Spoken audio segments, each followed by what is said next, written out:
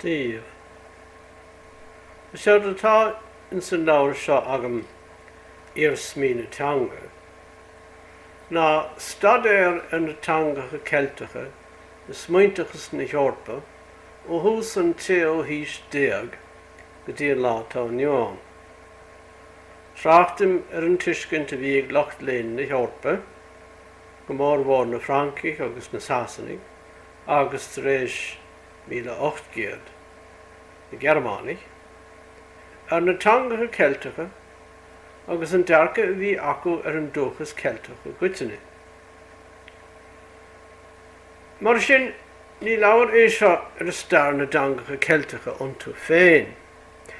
Go hiondúil, tuigtear stair teanga mar stair in bheanach, a thachraithe stairiúla ó thaobh foimnithe agus gramadíide, na litríocht, na stór facla, tionchar na teangacha íosachta uirthi agus in éhéad.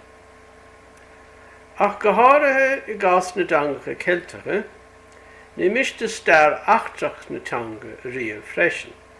Sin an dearcha a bhí ag caintóirí agus leabhar agus údaráis na teangacha eile ar na teangacha Ceilteacha a bhí géist a inúcha ó tháinig go bhíad na tuairimí sin ba chúis le chur faoi chais na teangacha Ceilteacha ar feadh na géirte bliain. San leabhar seo tá fuam stair achtrach sin na teangacha Ceilteacha insint, ó náman gur chur diagarí ar gáthaobh an lasú creidimh spéisians na teangacha den géad óir. Go dtí á ré féin ina bhfuil an léon Ceilteach á chleachta in ollscoileanna na Eorpaigh na fada. Trachtam ar discúrsaí éagsúla na Francach ar an Británis agus na Sasanach ar gaidige na Héireann agus na Halban ar an Bheithnis agus na mion teangacha Ceilteacha eile, an Chornis agus an Bananis.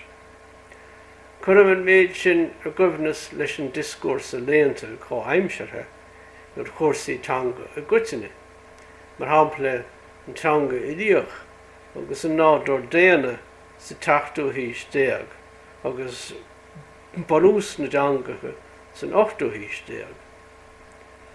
Rís san 9 hís déag trachtam ar disciplín nuair na teangolaíochta in Eorpaigh agus an áite tugad an na teangacha Ceilteacha inti, go mór mhór is saothar na Gearmánach. Ag trachtar teangolaíochtúin srisimid an 20 agus tuiscint na teangacha Ceilteacha in ré féin. Stair an smaointeachais faoi na teangacha Ceilteacha atá á lé agam ar bhain cuiseach airse, mar sin ní stair an léon Cheilteaich ná stair na teangolaíochta fiú. Tá focail faoi le na Gearmánaigh ar an saoil seo staire. Recepción.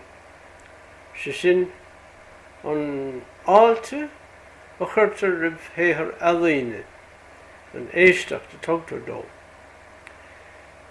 Is féidir recepción a thabhairt ar an áilte a chuirtear ribh éon iniméin dá le héad, cultúr nó teanga íosachta fiúháin. Nuair a inúchttar mar a ghlach daoine le feiniméin cultúra ar feadh tréimh sa fada, cúpla céad bliain mar hampla, tugtar Rezeptionsgeschichte, nó stairne recepción ar an inúcha sin. Tá mar chráachtain seo ar Rezeptionsgeschichte na teangacha Ceilteacha I meas leabhar na Eorpaigh. Tá an bhéim sa leabhar seo ar an méadaithe rá ag údar Hasanacha agus Francacha agus a bhadní bhliain údar Gearmánacha, faoi na teangacha Ceilteacha agus an cultúr a bhainló. Mar sin ní bhaifar tracht sa leabhar seo ar an méidir inó na Gael ná na Ceilteacha eile chun na teangacha féin a scrúdú. Siad am go bhfuil leabhar eile henne a insír an scéal sin. Mar an ggéana ní thráchtam ar bheonn foinsaí a bhuinas leis na teangacha Ceilteacha, aithrithe gramadí agus le tríochta chur a gás. Séir atá I gceist agam ná meas na ngáil faoin na teangacha Ceilteacha ní meas na ngáil féin, ná a raibh eolais bhliain foilsithe áirithe ag am éigean. Óireanta bíonn tracht agam a rudaí cheapfá nach munan go mór ná go díreach leis na teangacha Ceilteacha. An teanga Iarsmaí, an méadaithe an idir Jones faoin Sanskrit, fealsúnacht déceart, na conspóidí faoin Eorais. Ach na rudaí idir sin tá baint acu leis an scéal, agus níor waithlam iad a ágáil as an áireamh. Ní maithan rud é teorann a chur le stair an smaointeachais measam, mar caithfar an stair sin a thuiscint ina iomláin, chun éon ghinné amháin de, mar an tábhar atá idir leabhar agam anseo, a bhíonú I gceart. Is iad na teangacha Ceilteacha ábhar a leabhar seo ar náid, ach bíonn tracht agam ar teangacha eile ó am go chéile. Chun marga na teangacha san Eorpaigh agus aithre starúil a thuiscint, caithfar luach agus ráil na teangacha sin a bheas.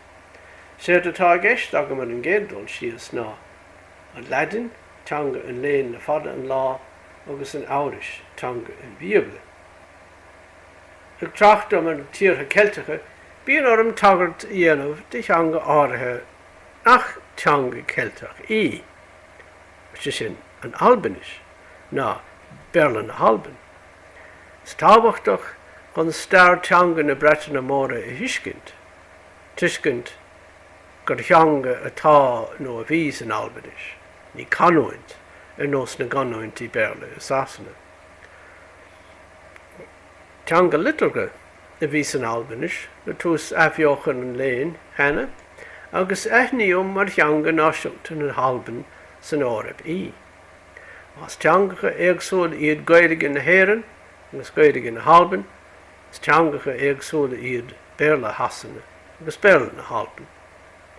Curann an Albanis chuid déanúlacht náisiúnta agus dúchas na Albanach in úl chomá leis an gálaigh, mar sin is beagnach teanga Ceilteach í. I measc teangacha eile na Eorpaigh, ag tracht agam ó am go chéile ar teanga bhionlaí eile go súil leis an Rómánis. Is an spéise féchant ar recepción na teangacha seo, rud a míimse pléileis go minic agus mé mo chónaíonn seo I limistéir na Rómáise.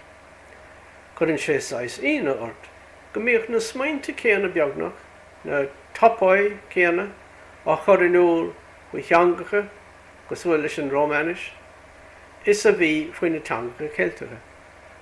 Agus nuair a éachtar ar an méad a bhí árá ag ghlacht léin ar teangacha bhionlaí uile na Eorpaigh, tuigtear go bhfuil receptionsgeschichte na teangacha uile sin le scríomh go fáil. San áit san bhfuil mé I mo chónaíonn seo I gceart lár na Eorpaigh, tuigtear domsa ar éon rud eile, nach féidir stair náisiún éonar a scara ó na náisiún eile, ná stair teanga óháin nó grúpa teangacha a scara ó na teangacha eile. Bhíachar gcló sin I dhéanamh agus sin ag féchant thnáis ar stair an smaointeachais ar na teangacha Ceilteacha. B'amadach é sin I dhéanamh agus sin ag tracht ar thaobh na teangacha Ceilteacha san látá nniuán agus an tóchaí atá rompu. Iarracht I se leabhar seo na teangacha Ceilteacha a phlé ar bhain Eorpaigh. Sin é an téan dearcha measam bhfuil ciall leis inniu.